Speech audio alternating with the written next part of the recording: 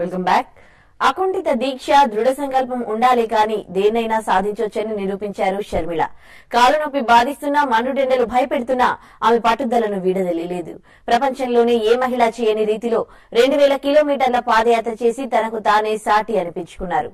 ఇవాటితో మరో ప్రజా ప్రస్థానం 2000 కిలోమీటర్ల మైలురాయి చేరుతున్న సందర్భంగా ప్రత్యేక కథనం.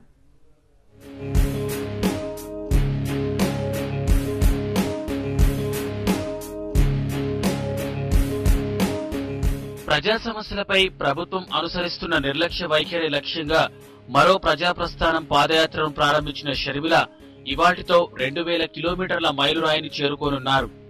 తండ్రి వైఎస్ స్ఫూర్తితో పోయినేడాది అక్టోబర్ 18న ఇడుపులపాయలలో పాదయాత్ర ప్రారంభించిన షర్మిల ఇప్పటి వరకు కడప, అనంతపురం, కర్నూలు, మహబూబ్ నగర్, రంగారెడ్డి, నల్గొండ, గుంటూరు, కృష్ణా, ఖమ్మం జిల్లాలో ఆమె పాదయాత్ర పూర్తి చేసి ప్రస్తుతం పశ్చిమ గోదావరి జిల్లాలో యాత్ర కొనసాగిస్తున్నారు.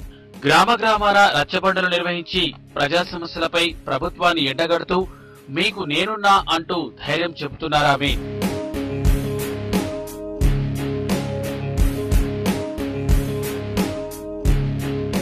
పాదయాత్ర ప్రారంభించిన కొన్ని రోజుల్లోనే రంగారెడ్డి జిల్లా ఇంజాపూర్ దగ్గర షర్మిల కాలుకి గాయం కావడంతో పాదయాత్రకు స్వల్ప విరామం ఇచ్చారు.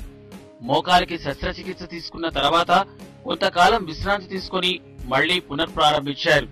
రచ్చబండ కార్యక్రమాలను నిర్వహిస్తూ రైతులు, కార్మికులు, విద్యార్థులు సమస్యలను తెలుసుకుంటూ ముందుకు సాగుతున్నారు.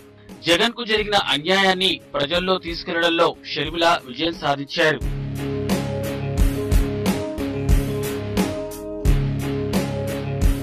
ఆస్తుల కేసులో జగన్ అరెస్ట్ కావడంతో డీలా పడిన వైఎస్ఆర్సీపీ శ్రేణులను షర్మిల పాదయాత్ర రీఛార్జ్ చేసిందని చెప్పొచ్చు.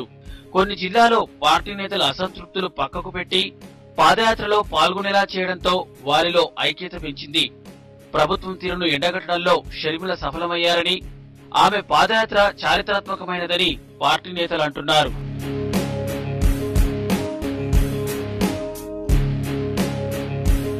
నూట 50వ రోజు పాదయాత్రలో భాగంగా పశ్చిమ గోదావరి జిల్లా రావికంపాడులో షర్మిల ఇవాళ 2000 కిలోమీటర్ల పాదయాత్ర మైలురాయిని చేరుకోనున్నారు.